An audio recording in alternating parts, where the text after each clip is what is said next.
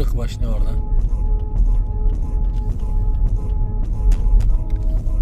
Arkamda dağ var. Orada dağ var. 40 машина var da. Sarığa gidiyor. Bardығы жөн. Жалал Абад областық жол қимылы қауіпсіздігін қамсыздау бөлімі ескертеді. Құрметті айдаушылар, Жалал Абад облысының аймағында қалың тұман түскендігіне байланысты жол ережелерін тақ сақтап, жылдамдықты ашырбастан, қарама-қарсы бағытқа шықпастан ережені тақ сақтап айдаушыларды сұранабыз. Соц тармақтарда өспірімдерге зомбылық көрсетілген видео тарады. WhatsApp тайпаларында жашы жетелегі өспірімдерге қарата жасалған зомбылықтың видеолары тарап жатады.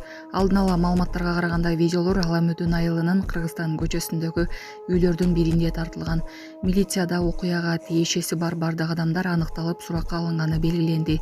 Текшерүүнүн жыйынтыгында кылмыш жаза процессуалдык кодексинин алкагында чечим кабыл алынат. Анын жыйынтыгы тууралуу кошумча маалымдалат. Бул факт Свердлов райондук Ички иштер башкармалыгынын жетекчилиги тарабынан көзөмөлгө алынды деп билдиришти басма сөз кызматынан. Венесуэланын президенти Николас Мадуро жубайы менен сотко жеткирилди. АКШнын Манхэттен районунда баштала турган сот жарыянын отурлай Мадуронун бир нече сүрөттөрү жарыяланды. Анда Венесуэла президентин АКШнын баңгизатка каршы күрөшүү башкармалыгынын агенттери коштоп баратканын көрүүгө болот. Нью-Йоркто өтө турган сот отурумунда Мадуро менен анын жубайына коюлган айыптардын тизмеси расмий түрдө окулат. АКШ ишембү таңгамал Мадурону жана анын жубайын Венесуэланын борбору Каракастан кармап кеткен, аларга курал жарак жана баңгизат аткечилигине байланыштуу айыптар тагылууда. Николас Мадуро өзүнө коюлган бардык айыптарды мурда да азыр да четке кагып келет. Бишкектик аял WhatsApp'тан эле 551 000 сомун алдырып жиберген. 2 январда Ленин райондук милициясына кайрылган аял ага WhatsApp аркылуу чалган бейтааныш киши кант жөнөтөм деген убада менен акчасын кодортуп алганын айткан. Ал 551 000 сомду алгандан кийин байланышты токтотуп, телефонун өчүрүп салган. Милиция алдамчылык боюнча иш козгоп, 24 жаштагы шектүүнү кармап, убактылуу кармоочу жайга киргизилди. Алдамчылыкка кабылгандар 0779 043 407 жана 102 номерлерине байланышса болот. 21 баш койду уурдап сатып жиберген 3 адам кармалды. Чүй облусунда мал уурдоого шектелген 3 адамдан турган топ кармалды. Бул тууралуу Чүй облустук ички иштер башкармалыгы билдирди. Маалыматка ылайык 2025 жылдын 27 декабрында Сокулук Рипке Манас айылынын 1972 жылы туулган тургуну арыз менен кайрылып, үйүнүн короосундагы кашардан белгисиз адамдар 21 баш койду уурдап кеткенин билдирген. Факт мал уурдоо менен кылмыш иши козголгон. Ыкча миликтөөнүн алкагында 2003-1999 жылы туулган жарандар кармалып, убактылуу кармоочу жайга киргизилди. Тергөөдө уурдалган койлордун бир бөлүгү Кант шаарында, калганы Токмоктогу мал базарында сатылганы аныкталган.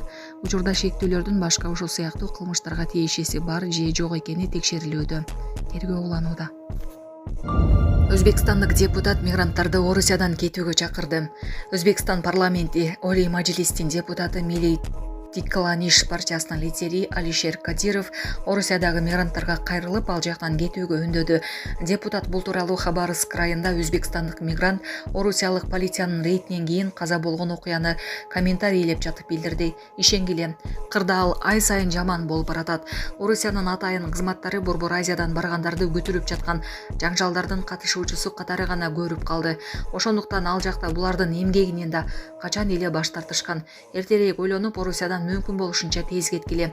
Эч кандай киреши, акча силердин, ата-энеңердин жана балдарыңардын көз жашына татыбайт деп жазды депутат өзүнүн телеграм каналына.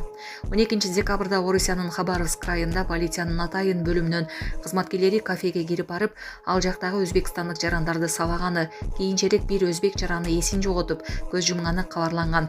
Расмий Ташкент бул окуя боюнча түшүндүрмө талап кылып, Орусиянын тышкы иштер министрлигине нота жиберген. Өзбекстандын тышкы иштер министрлиги жана башкы консулдугу кырдаалга көзөмөл кылып жатканы жана дипломаттар маркумдун жакындары менен байланышып, анын сөөгүн мекенине жеткирүү маселесин чечип жатышканы айтылган.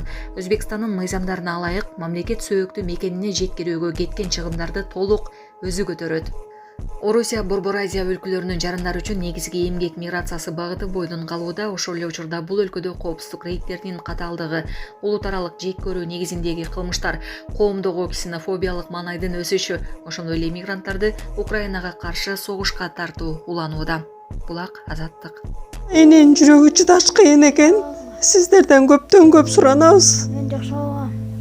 Апалар, аталар, эжелер жардам берилечи. Ассалому алейкум, урматтуу кыргыз элим. Буга чейин сиздердин жардамыңыздар менен Турциядан 5 жолу операция болуп келдик. Эми 2026 жылы 6 операциябызга муктаж болуп турабыз. Сиздерден ошо $10.000 акчабыз жетпей турат. Сиздерден көптөн көп суранам. Баары өзүбүзгө караштуу, мошенниктерден эмеспиз. WhatsApp номерибизге да чалсаңыздар болот. Биздики баары баламдын видеосун да көргөзүп турам сиздерге. Сиздерден көптөн көп суранам. Баланын бир жери ооруса эненин жүрөгү ооруйт дегендей кыйналып кеттик. Азыркы мезгилде ушу тез арада бизге акча керек болуп турат.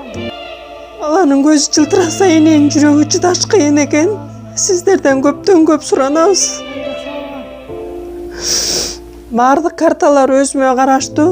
Мбанк 210513 Жанаркүл Д деп чыгат. Россия өлкөсүнөн котором дегендерге Сбербанк бар, өзүбүзгө караштуу ал дагы.